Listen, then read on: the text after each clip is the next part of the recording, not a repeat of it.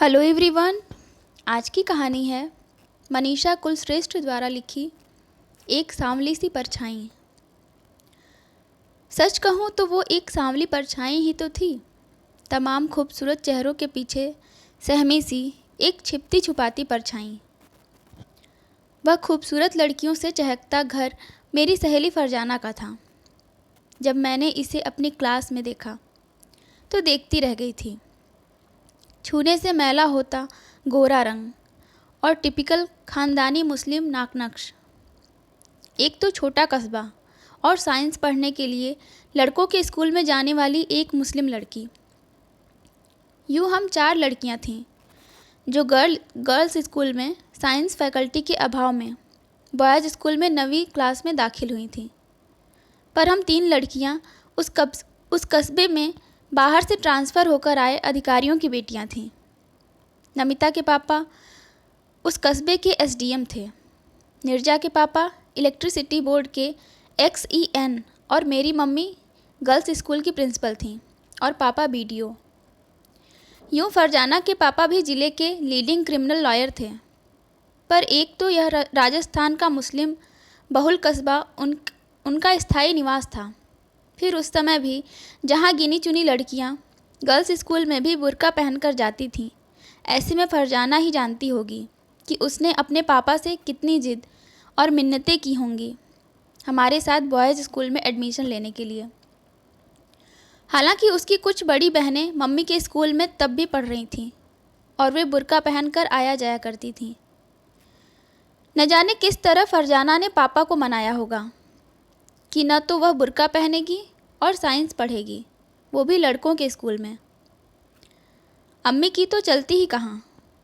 फरजाना की बहनों की गिनती याद नहीं, पर 2 बेइंतहा खूबसूरत बहनें अंजुम दीदी और निकहत दीदी मम्मी के स्कूल में 10वीं की परीक्षा दे रही थीं। साथ पढ़ने की वजह से और हमारे स्कूल से उनका घर पास होने की वजह से हम उसके घर आने जाने लगे। तब पता चला कि और भी बहनें हैं फरजाना की। उन दोनों दीदियों से बड़ी एक दीदी की शादी हो चुकी है।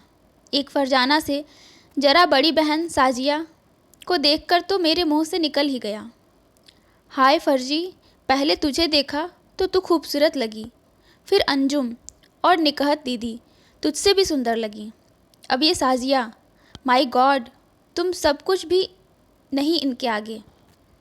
और कितनी सुंदर बहनों से और मिलवाएगी। साजिया का पढ़ने में ज़रा भी मन न लगता। 5वीं के बाद अम्मी से कह दिया नहीं पढ़ना। अम्मी भी खुश, बेटी भी खुश। मगर साजिया का कमाल देखते जरदोजी के गरारे कुर्ते काढ़ने में और सुंदरता तो जैसे तराशी हुई, और तमाम उपमाओं को लगा दो उसके सौंदर्य वर्णन में तो कम पड़े। हल्की भूरी बड़ी आँखों पे भंवरे सी पलकें, तीखी नाक, तराशे गुलाबी होठ, और सच मानो ये कल्पना नहीं। और भी 2 छोटी बहनें थीं फरजाना की, वसीमा और गुल। गुल तो तब आंटी की गोद में ही थी। ये छुट्टियां भी कम न थीं। आखिर बेहद हैंडसम वकील साहब और 40 की उम्र में भी गजब की सुंदर आंटी की बेटियां थीं। 2 बेटे गुल से ज़रा बड़े, सुहेल और तुफैल, ये भी माशाअल्लाह गोरे और सुंदर। अक्सर इंटरवल में हम वहीं होते, वकील साहब की हवेली में। कभी आलू के मुगलई पराठे खाते, कभी जर्दा तो कभी सेवइयाँ। मुझे और नमिता को तो गोश्त खाने में भी गुरेज न था। पर हमारे साथ होती थी ब्राह्मणी निर्जा, आज लंदन में डॉक्टर हैं। भले ही अब हैम वैम खा लेती होगी। कितने ही दिन तो इस खूबसूरत ख़ानदान में आते जाते हो गए और अंजुम दीदी का निकाह तय हो गया। घर में माहौल बदल गया। रेशमी शरारे गरारे सिले जाने लगे। दुपट्टों पर सुंदर मुकैस और सुनहरी लैसों और मोतियों का काम शुरू हो गया। बीच बीच में गीत भी होते, उपटन लगता। बेला मोतियाँ के गजरों का ढेर बटता, महकता। फरजाना पढ़ने के लिए इतने बड़े भव्य घर में भी तन्हाई न मिल पाने के कारण चिढ़ जाती। उसे बस डॉक्टर बनना था, बाकी सब व्यर्थ लगता। पर मुझे बहुत आकर्षित करता वह माहौल। फरजाना का घर हमारे घर से दूर न था। उस पर अंजुम दीदी मम्मी की स्टूडेंट, सो हर रस्म पर मैं वहीं होती। साजिया से मेरी बेहद पड़ती। उसका खूबसूरत लहजे में बोलना, छेड़ना, रुमानी बातें करना मुझे भाता। हम दोनों की ही गीतों में नाचने में खूब रुचि रहती। फरजाना चिढ़ जाती। ऐसे ही एक दिन शादी के पहले की रस्मों के बीच चहकते गीतों और महकते उपटनों और सरसराते शरारों को छोड़ मैं पानी पीने उनकी रसोई तक गई, तो वहाँ एक लंबी सांवली लड़की रस्म के बाद बाटी जाने वाली केसरिया बूंदी दोनों में रख रही थी। रसोई की गर्मी में सांवला चेहरा तप आया था। वो मुस्कुराई। आओ मनीषा, आप मुझे जानती हैं? हाँ बेशक, अक्सर तो आती हो तुम। आप? फरजाना की बड़ी बहन हूँ। तभी नाक नक्श में वही चित परिचित घुला घुला सा लावण्य मुरझाए चेहरे में स्पष्ट था। 2 लंबी चोटियाँ, सादा सा हल्का नीला सलवार कुर्ता, छरहरी देह पे कस के लपेटा सफ़ेद दुपट्टा। दीदी पानी पीना था। बाद में गीतों में बैठने पर याद आया, इस सांवली लड़की को तो देखा है, पर बस एक परछाई सा, बस जरा सा। रसोई से निकल दस्तरख्वान तक जाना, वहाँ से रसोई और ढेरों कमरों के बीच किसी कमरे में आते जाते हम अपनी किशोर वय अलहड़ता में कब उस ओर ध्यान देते। फरजाना से कहा कि तूने बताया नहीं। हाँ, वो अंजुम दीदी से बड़ी हैं, फिरदौस दीदी, पापा की यानी मेरी दूसरी अम्मी की बेटी। अलग रहती थी कहीं, अम्मी नहीं रही तो यहाँ आ गई। इनकी शादी? कोई पैगाम ही नहीं आता। ऐसे तो कहीं बदसूरत भी नहीं। नाक नक्श कितने सुंदर हैं, लंबे बाल, लंबा कद। तुम सबकी हाइट तो एवरेज सी ही है, बस गोरी ही तो नहीं तुम सबकी तरह। तुम्हारे पापा ही नहीं ढूंढते? नहीं, हमारे यहाँ पैगाम आए तभी शादी होती है, नहीं आए तो बैठे रहो। आते हैं, अपने अपने लेवल के सबको आते हैं। पूरी शादी में वह सांवला चेहरा जुटा रहा बेजा कामों में। सुंदर बहनें खिलखिलाती रेशमी शरारों में सजी दुल्हन को इधर से उधर ले जाती, सजाती।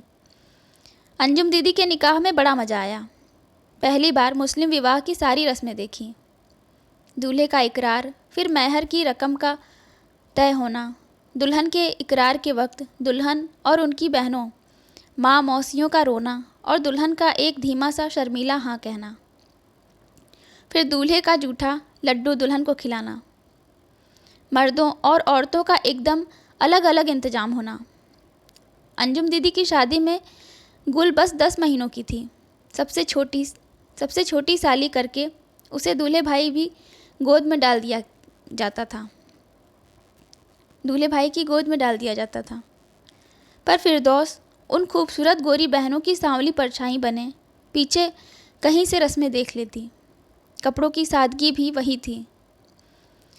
ऐन निकाह के दिन भी हल्के हरे सादा साटन के गरारे पर वही सफ़ेद दुपट्टा डाले बस दहेज का संदूक सजाती। अम्मी का हुक्म बजाती भटकती रहती। ऐसे ही निकहत दीदी का भी निकाह हो गया। नकचढ़ी साजिया के बेपनाह हुस्न के चलते 1000 पैगाम आए और उसका निकाह भी एक अमीर ख़ानदानी घर के IAS बेटे से तय हो गया। फरजाना चिढ़कर कहती, न जाने क्या करेगी, बस सुंदरता ही है, दिमाग देखो तो ठस। उस दिन जब वह देखने आया तो डाइनिंग टेबल पर खाना चल रहा था। उसने बोला कि कैरी ऑन, तो कमबख्त कच्ची कैरी ही उठा लाई।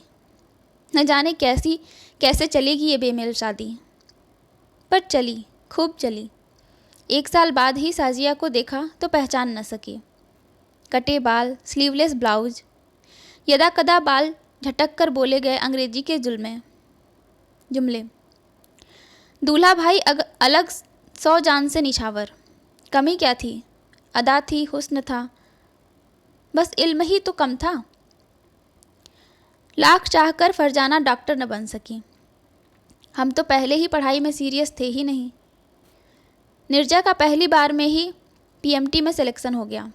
नमिता का तो हम 10वीं में थे तभी ट्रांसफ़र हो गया था। फरजाना और मैंने बीएससी साथ किया, वो भी पास के शहर में डेली अप एंड डाउन करके। फाइनल करते करते उसका निकाह डॉक्टर से होना तय हुआ। फिर वही सरगर्मी, बहनें अपने बाल बच्चे लिए कई कई दिन पहले आ जुटीं। फिर वही कुर्तों दुपट्टों पे कढ़ाई शुरू हुई, जर्दा पकना, उपटन घुलता।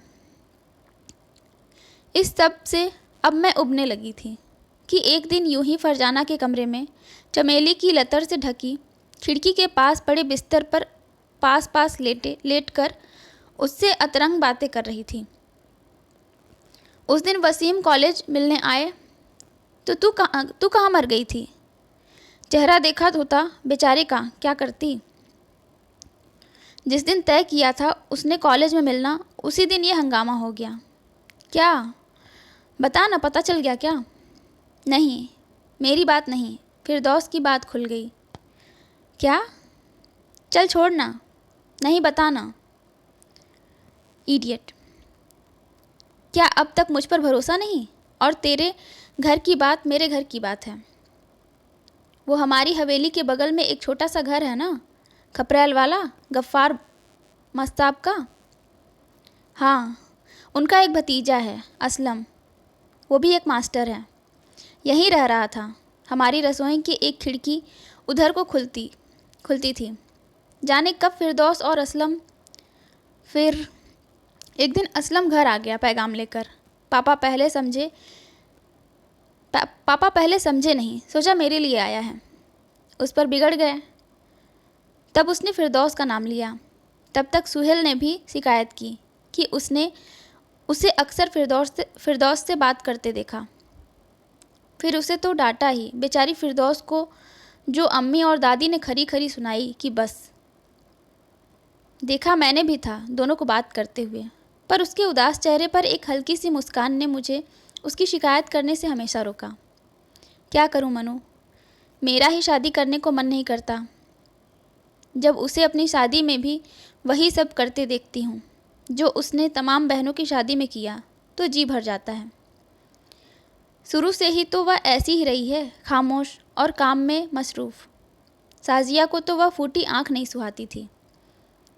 हम दूसरी बहनें भी अपने में मगन रहीं। अम्मी और दादी ने उससे काम तो जम के लिया, बदले में प्यार का एक बोल नहीं बोला। असलम क्या बुरा है?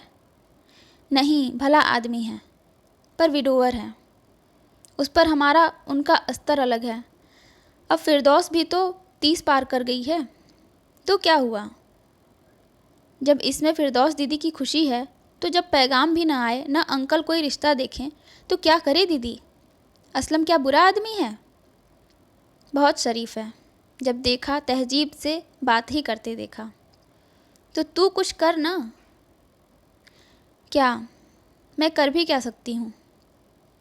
अपने लिए लड़ती आई है पापा से, पहले बुर्का पहन के स्कूल न जाने के लिए, साइंस लेके लड़कों वाले स्कूल में पढ़ने के लिए। अब थोड़ा फिरदौस दीदी के लिए लड़ ले। ठीक कह रही है तू। और क्या, अब अपनी ही अभागी बहन की ज़िंदगी के लिए तो इतना तो कर ही सकती है। हाँ मनु, मुझे अब याद आता है कितनी बार मैंने एग्ज़ाम में उसे चाय बना के देने के लिए उठाया, उसने कभी बुरा नहीं माना और बना के दी।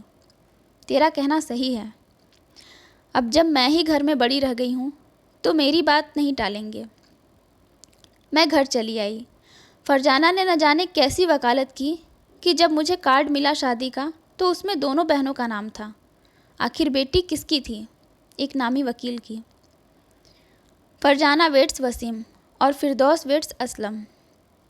शादियाँ हुई उस हवेली की तमाम शानो शौकत के और उन्हीं प्यारी रस्मों के साथ। फरजाना की खुशी दोहरी थी, वह चहक रही थी। वसीम मियाँ बड़े बातूनी निकले। असलम और फिरदौस दीदी दोनों सहमे तो थे, पर खुशी उनकी आंखों की कोरों से छलक रही थी। फरजाना विदा के वक्त रस्मन आगे आके गले मिली तो मैंने कहा, कमबख्त, झूठ मूठ ही सही, रो तो दे, इतनी दूर बॉम्बे जा रही है। वह फुसफुसाई, क्यों रोऊं? रोने की बात ही क्या है, गांव से निकलकर शहर में जा रही हूँ। उधर पास ही सट्टे घर में विदा होकर जा रही फिरदौस दीदी जो ज़ोर ज़ोर से रोई हैं कि बस मुझे लगा बरसों की बात बात पे दबाई रुलाई अब फूटी है। मेरे भी गले लगी। वसीम मियाँ ने दहेज का सामान इसलिए ले जाने से इनकार कर दिया कि बॉम्बे में छोटे घर होते हैं। असलम मियाँ ने कहा कि यह उन्होंने पहले ही कहा था कि वे फिरदौस को बस दुल्हन के जोड़े में ले जाना चाहते हैं। दहेज उनके उसूलों के खिलाफ है। फरजाना से फिर नहीं मिल सकी। वो शारजाह चली गई, पर उसकी सांवली परछाई सी फिरदौस दीदी से मैं अपनी शादी के बाद एक बार फिर मिली, मम्मी के ऑफिस में, जब मम्मी एजुकेशन में डिप्टी डायरेक्ट्रेस थी। अरे मनीषा दीदी, आप कहाँ? हाँ, आंटी से तबादले की बात करने आई थी। किसके? अपने। आप? हाँ, मैं टीचर हूँ ना, गर्ल्स स्कूल में, वहीं पर अब प्रमोशन है, पर मैं कहीं और नहीं जाना चाहती। आपने पढ़ाई कब की? 12वीं तो फरजाना के कहने पर प्राइवेट किया था वहीं। शादी के बाद इन्होंने पढ़ाया तो बीए, फिर बीएड कर लिया करेस्पॉन्डेंस से। मैं वही सांवली उदास परछाई ढूंढ रही थी जो मुझे ढूंढे नहीं मिल रही थी।